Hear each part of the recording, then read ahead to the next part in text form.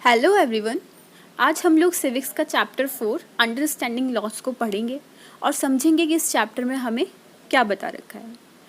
Guys, मेरी आपसे एक रिक्वेस्ट थी, अगर आपको चैनल अच्छा लगता है और आप इसको फॉलो भी करते हैं और आपने चैनल को सब्सक्राइब कर रखा है तो थैंक यू सो मच। और अगर आपने चैनल को सब्सक्राइब नहीं किया है तो प्लीज़ चैनल को सब्सक्राइब कर लीजिएगा, आपके लिए बहुत हेल्पफुल होगा। तो चलिए फिर स्टार्ट करते हैं। Understanding loss. लॉस क्या होते हैं? लॉ मतलब कानून। अब देखिए एग्जाम्पल, आप स्कूल में पढ़ते हैं, ओके। स्कूल में भी छोटे छोटे रूल्स होते होंगे जिनको आप फॉलो करते हैं, ठीक है। अगर वो रूल्स नहीं होंगे तो हर बच्चा अपनी मनमानी करेगा, अपनी मनमानी करेगा तो स्कूल में फिर कुछ डिसिप्लिन ही नहीं रहेगा। तो ऐसी ही हमारी कंट्री है। कंट्री को गवर्न करने के लिए गवर्नमेंट होती है, ठीक है। तो गवर्नमेंट जो चलाती है कंट्री को, वो कुछ रूल्स निकालती है, उस रूल्स के अकॉर्डिंगली ही वो अपनी कंट्री को गवर्न करती है, ठीक है। तो कंट्री को चलाने के लिए भी क्या चाहिए होते हैं? कुछ नियम कानून चाहिए होते हैं जिसके हिसाब से आपकी कंट्री गवर्न हो, चल सके। तो यही होते हैं आपके लॉस। जैसे आपको इसमें बता रखा है कि आप बहुत सारे लॉस से फैमिलियर होंगे, स्पेसिफिक पर्पस के लिए बनाए गए हैं। जैसे कि बच्चे की शादी की एज क्या होनी चाहिए, एक बॉय की या फिर एक गर्ल की, ठीक है। अब आप 18 से पहले गर्ल की शादी नहीं कर सकते, क्यों? क्योंकि ये कानून है। आप 18 से पहले नहीं करेंगे, इलीगल होगा, ओके। ऐसे बहुत सारे लॉज हमारे कंट्री में बनाए गए हैं। अब देखिए आपको आगे दे रखा है, do laws apply to all. क्या ये जो लॉ जो बनाए जाते हैं, क्या ये सब पर अप्लाई होते हैं?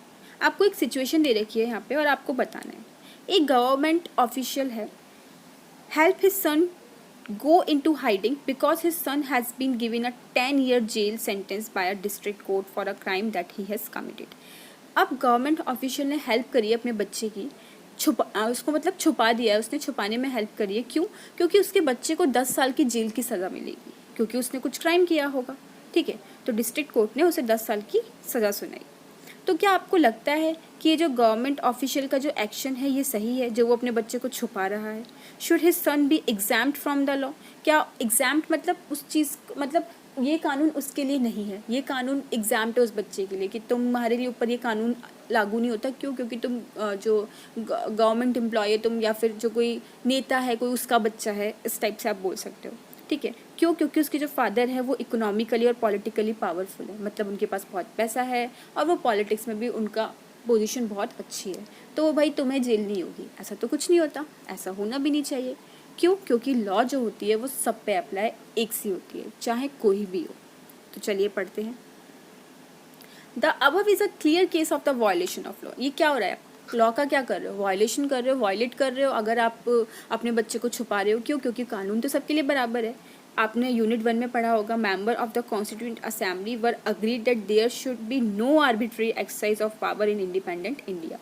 मतलब ऐसा नहीं होगा कि आप किसी के लिए कुछ और कानून लगा रहे हैं और किसी और के लिए कुछ और कानून लगा रहे हैं। They therefore instituted several provisions in the constitution that would establish the rule of law. Most important of these was that जो सब में जो सबसे important है वो ये है कि इंडिपेंडेंट इंडिया में सारे जो पर्सन हैं वो इक्वल हैं बिफोर द लॉ, ठीक है। कानून की नज़र में हर कोई क्या है? बराबर है।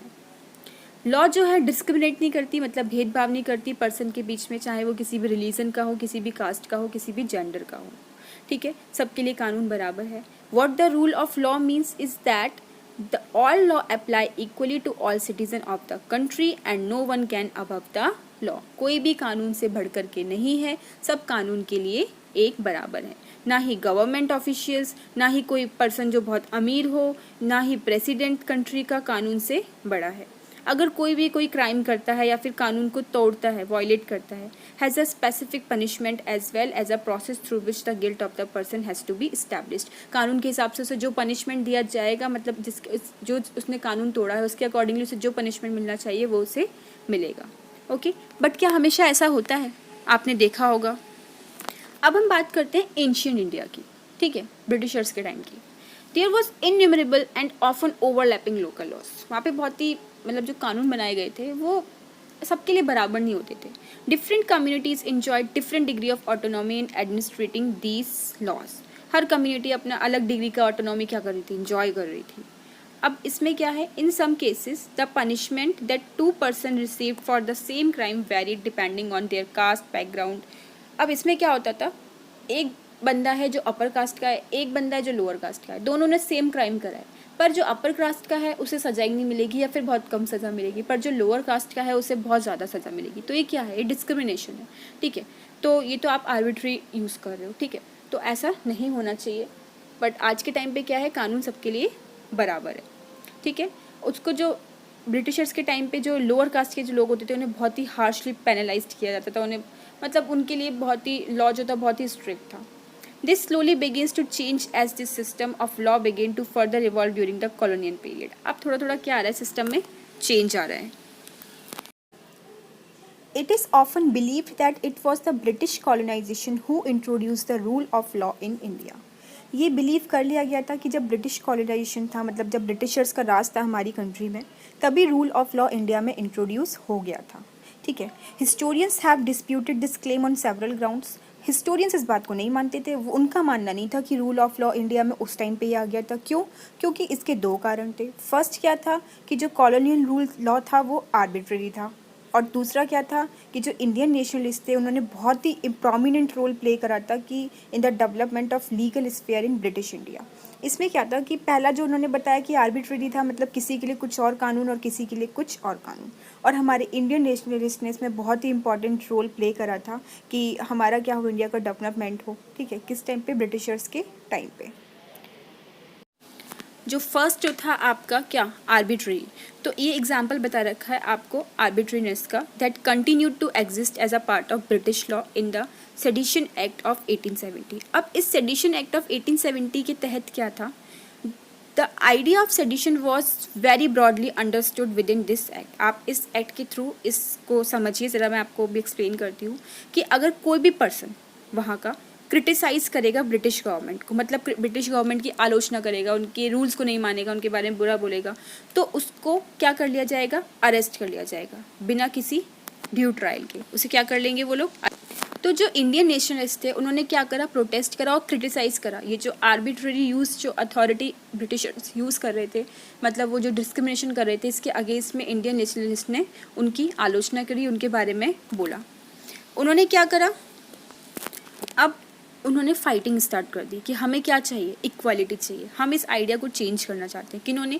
इंडियन नेशनलिस्ट ने। उन्होंने बोला कि अब आप हमें तो पूरा इक्वालिटी चाहिए और ये जो आपका जो आइडिया है इसको चेंज कीजिए, कि ये जो आपने जो रूल्स बना रखे हैं, ठीक है, जो हमें फोर्स किया जा रहा है कि आप इन रूल्स को क्या करो, मानो, ठीक है, तो हमें क्या चाहिए, आप इन रूल्स को हटा दीजिए और हमें न्याय चाहिए। क्योंकि वो जो इन्होंने जो रूल्स निकाले थे, ज़बरदस्ती लोगों से मनवाते थे उन रूल्स को आपको फॉलो करना है, तो नेशनलिस्ट चाहते थे कि हमें जस्टिस मिले। By the end of the 19th century, the Indian legal profession also began emerging and demanded respect in colonial court. 19th century के एंड में होते होते क्या हुआ कि जो इंडियन लीगल प्रोफेशन थी, ठीक है, उन्होंने क्या डिमांड करी कि हमें भी रिस्पेक्ट मिले जो कॉलोनियल कोर्ट्स है उनमें। They began to use law to defend the legal rights of Indian. अब जो हमारे जो इंडियन जजेस थे ना, उन्होंने क्या बनाया, मतलब उन्होंने लॉ बनाए, कानून बनाए, किसके लिए, कि वो डिफेंड करे, बचाए इंडियंस के जो राइट्स हैं, लीगल राइट्स, उनको मिलना चाहिए, ठीक है। तो उसके अकॉर्डिंगली भी उनके कानून बनाए गए। इंडियन जजेस also began to play a greater role in decision making. Indian जजेस ने और क्या रोल प्ले करा कि वो डिसीजन मेकिंग में भी उनका हेल्प करते थे, किसकी, इंडियंस की। तो आपने देखा there were several ways in which India played a major role in the evolution of the rule of law during colonial period. तो हमने देखा कि कैसे जो हमारे इंडियंस थे उन्होंने कितना इंपॉर्टेंट रोल प्ले करा, किस टाइम पे, जब ब्रिटिशर्स का कॉलोनियल पीरियड था उस टाइम पे। With the adoption of the Constitution, this document served as the foundation on which our representative began making laws for the country. जैसे जैसे हमने कॉन्स्टिट्यूशन को क्या करा, अडॉप्ट करा, ठीक है, जो हमारा संविधान जो था, इस डॉक्यूमेंट के बेस पर जो हमारे रिप्रेजेंटेटिव हैं पार्लियामेंट में जो हैं, वो लोग क्या बनाते हैं, लॉ बनाते हैं, किसके लिए, कंट्री के लिए कानून बनाते हैं। हर साल जो रिप्रेजेंटेटिव हैं वो नए नए लॉ लेकर के आते हैं, और जो पुराने लॉ होते हैं उनको अमेंड भी करते हैं। अमेंड मतलब उनमें कुछ चेंजेस लाना। जैसे कि आपने अपनी क्लास 6 की बुक में पढ़ा होगा हिंदू सक्सेशन अमेंडमेंट एक्ट। उसके अंदर क्या था कि पहले जो था, जो बेटियां जो थी उनको अपने पिताजी की प्रॉपर्टी में हक नहीं था, बट ये अमेंडमेंट के तहत जो बेटी है अब उसको भी राइट है कि वो अपने पिताजी की, मतलब जो उसके फादर की जो प्रॉपर्टी है वो उसमें उसका भी राइट होगा, उसका भी हक होगा। तो according to this new law, son मतलब बेटा तो था ही, डॉटर भी आ गई अब, और उनके मदर, तीनों को इक्वली शेयर मिलेगा फैमिली की प्रॉपर्टी से, ठीक है। सिमिलरली और भी बहुत सारी नई लॉ आई, जैसे कि पॉल्यूशन को कंट्रोल करने के लिए, एम्प्लॉयमेंट प्रोवाइड करने के लिए। How do people come to think and propose that a new law is necessary. अब लोग कैसे बताते हैं कि कौन सी लॉ ज़रूरी है, मतलब किसके लिए अब कानून बनना चाहिए। आप इस चीज़ों के बारे में अभी आगे में आपको डिस्कस करेंगे, ओके। तो आज हम इस चैप्टर को यहीं तक पढ़ेंगे और इस चैप्टर को यहाँ पर एंड करेंगे। नेक्स्ट वीडियो में हम इस चैप्टर को कंटिन्यू करेंगे और समझेंगे। अगर आपको वीडियो समझ में आए और चैप्टर अच्छा लगे और आप और वीडियोस देखना चाहते हैं तो प्लेलिस्ट आप चेक कर सकते हैं। और प्लीज़ अगर आपको वीडियो अच्छा लगे तो चैनल को सब्सक्राइब करना मत भूलिएगा। Thank you for watching. Till then, bye bye, take care.